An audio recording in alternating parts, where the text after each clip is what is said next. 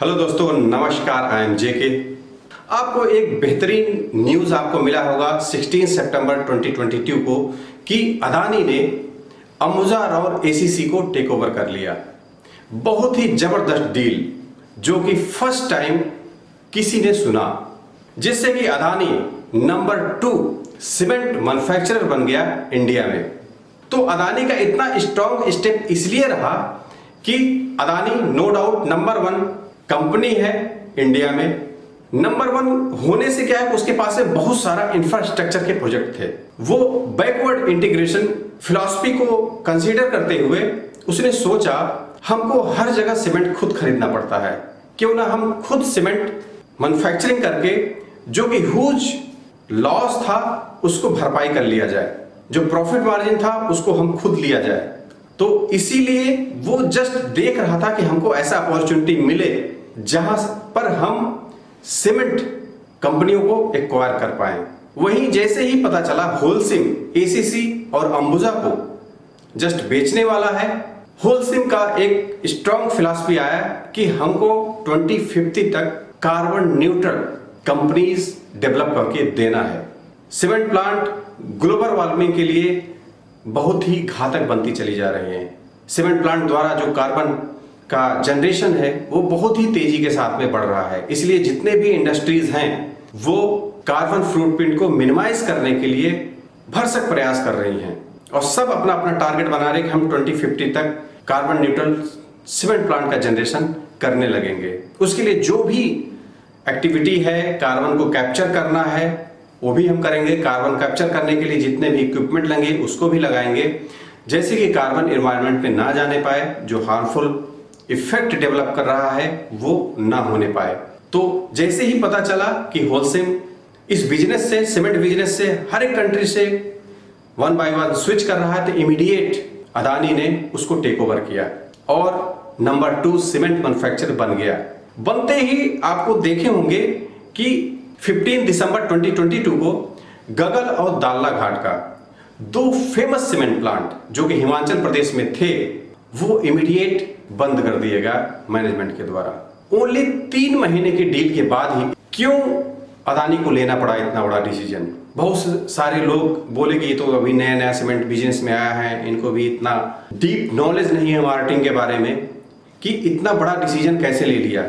मे भी हो सकता है वो लैकिंग हो, अभी तो सीमेंट प्लांट बंद ही है, लेकिन इसके पीछे का राज क्या है, क्यों इतना बड़ा डिसीजन लेना पड़ा। एक्चुअली में दोस्त क्या है कि जो गागल और दाल्ला घाट का सीमेंट प्लांट था वो टोटली त्रस्त था यूनियन बाजी से। यूनियन के लोग फुल हावी हो गए थे मैनेजमेंट के ऊपर में और मनमानी अपने रेट के हिसाब से वो प्लांट में जितने भी ट्रांसपोर्टेशन एक्टिविटी, लॉजिस्टिक एक्टिविटी होती थी वो करवाती थी। आपको पता होना चाहिए कि सीमेंट मैन्युफैक्चरिंग में लॉजिस्टिक का सबसे अहम रोल होता है, ट्रांसपोर्टेशन का सबसे अहम रोल होता है कास्ट सेविंग के लिए। जो कास्ट यूज होता है सीमेंट मैन्युफैक्चरिंग में करीब 20 से 25% तो ट्रांसपोर्टेशन कास्ट ही लगते हैं कोई भी सीमेंट मैन्युफैक्चरिंग बनाने के लिए। और वहां पर जो रॉ मटेरियल का यूज होता है, जाहिर सी बात है जिप्सम है वो भी ट्रांसपोर्ट होके जाएगा, जो कोल है 13% यूज होता है वो भी जाएगा, लेटराइट है वो भी 3 से 4% यूज होता है मैन्युफैक्चरिंग में, उसको भी जाना है। प्रोडक्ट बन गया, क्लिंकर बन गया, सीमेंट बन गया, तो उसका भी डिस्पैच करना है, ट्रांसपोर्टेशन करना है, वो भी एक ह्यूज एरिया है ट्रांसपोर्टेशन का। जो कास्ट है, अगर हम बात करते हैं, जो इस समय का कास्ट जो यूनियन द्वारा डिसाइड किया गया था कि 10.58 रुपीस पर किलोमीटर पर टन, मतलब 1 टन रॉ मटेरियल को ट्रांसपोर्ट करने के लिए करीब मैनेजमेंट को करीब 10.58 रुपीस देना पड़ता था। वही जो मैनेजमेंट का कहना था कि ये कास्ट बहुत ही ज्यादा है। अगर हम कंपेयर करते हैं इर्द गिर्द जितने भी सीमेंट प्लांट हैं और भी कंपनियों के हैं, वहां पर जो पहाड़ी एरिया में ट्रांसपोर्टेशन कास्ट है वो 6 रुपीस से ज्यादा नहीं है। तो मतलब कहां 6 रुपीस, कहां 10.58, ये ह्यूज डिफरेंस था।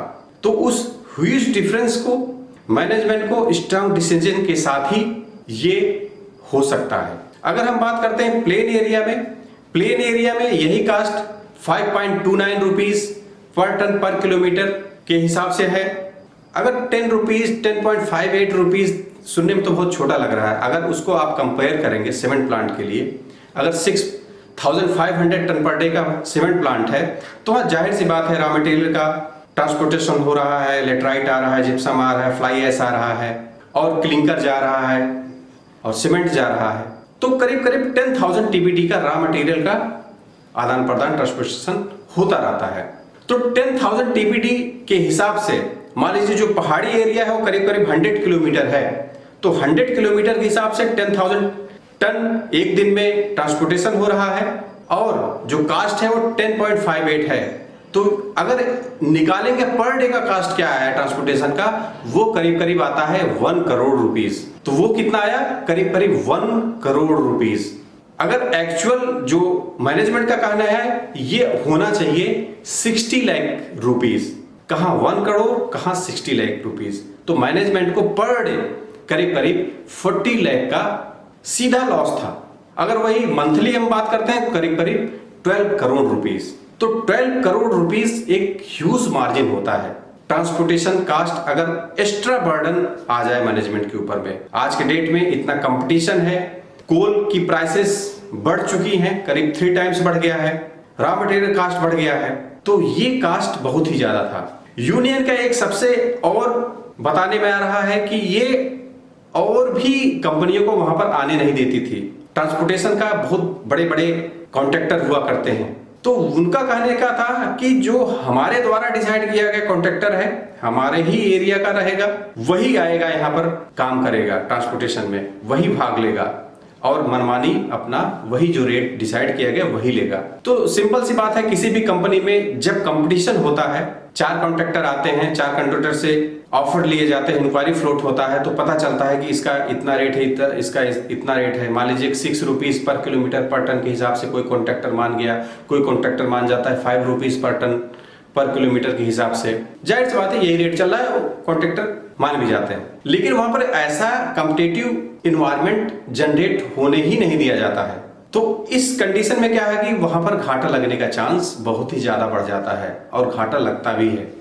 तो इतना ह्यूज मार्जिन का जो घाटा लग रहा था, इसी के द्वारा अदानी ग्रुप के आते ही, जाहिर सी बात है अदानी ग्रुप इंडिया का नंबर 1 कंपनी है, तो वही एक इतना बड़ा डिसीजन ले सकता है। और डिसीजन के लेने के साथ ही जब तक वो जो लॉस है उसके भरपाई के लिए इतना बड़ा कठोर कदम नहीं उठाएगा तो उसको लॉस ही उठाना पड़ेगा। आने वाले समय में कैसे यूनियन के साथ में उसकी रजामंदी होती है, कैसे क्या रेट पे फर्दर डिसाइड होता है, कब कंपनी स्टार्ट होगा, अगर हमको जो भी जानकारी हासिल मिलेगी मैं आपको बताऊंगा। वहां के कई इंजीनियरों से भी मेरी बात हुई तो उनका कहने का मतलब था यूनियन बहुत ही आगे है।